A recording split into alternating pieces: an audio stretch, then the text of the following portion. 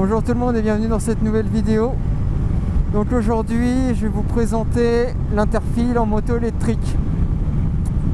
Le bruit que fait la moto thermique est souvent vu comme quelque chose de plus sécurisant par les motards et les motardes.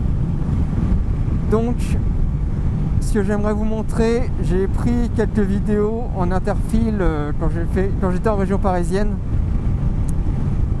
Donc je vais vous repasser quelques extraits et vous allez voir que finalement ça se passe quand même bien. Alors après, toute proportion gardée, l'Interfil étant quand même une pratique risquée. Par contre, petite précision quand même sur l'équipement de ma machine. Ce qu'il faut savoir, c'est qu'elle est équipée de feux anti-brouillard que je garde allumé en permanence.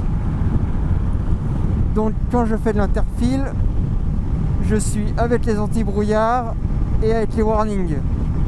Alors, d'un point de vue réglementaire, les anti-brouillards sont autorisés et même recommandés. Par contre, les warnings ne sont pas censés être autorisés. Mais ça permet quand même de mieux voir la machine, donc les warnings, je les mets quand même. A noter aussi que quand j'ai fait les vidéos, la moto était chargée, et bien chargée. Je vais vous mettre une petite image là. Vous allez voir qu'elle avait même un sac sur la valise qui était passé encore un peu. Donc ce qui explique que je me suis pas non plus, j'ai pas non plus cherché à me faufiler.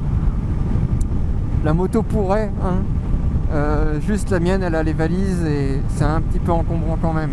Mais je fais pas de l'Interfil tous les jours non plus. Une dernière chose, le son lors de la prise de vue, lors de l'Interfil, n'était pas spécialement bon. Donc je vais voir pour vous mettre soit de la musique, soit diminuer le son. Ne vous étonnez pas si vous n'avez pas beaucoup de son. Voilà, allez, je vous laisse avec les images.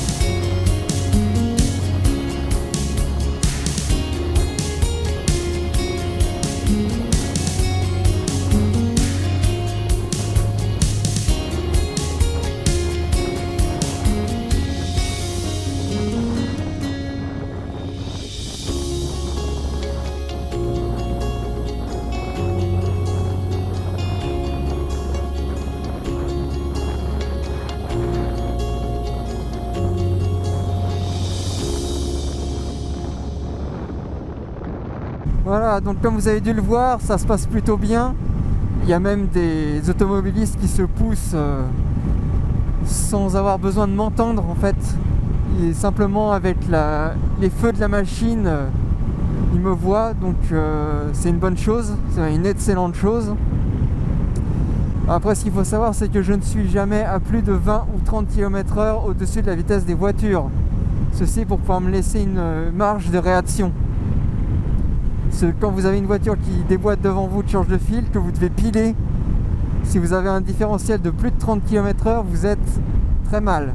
Alors, petite digression, je ne sais pas si vous avez remarqué, mais la majorité des véhicules qui étaient coincés dans l'embouteillage n'étaient pas du tout adaptés. On était sur du thermique essence, du thermique diesel. Ce qui se passe, c'est qu'en plus de polluer, ça coûte cher à leurs propriétaires. On a de bien meilleures solutions maintenant avec les différentes énergies alternatives. Donc pour les personnes qui sont intéressées justement pour optimiser, changer de mobilité, sachez que j'ai créé une formation en ligne justement pour optimiser sa mobilité. Et du coup, vous pourrez faire le meilleur choix pour vos besoins.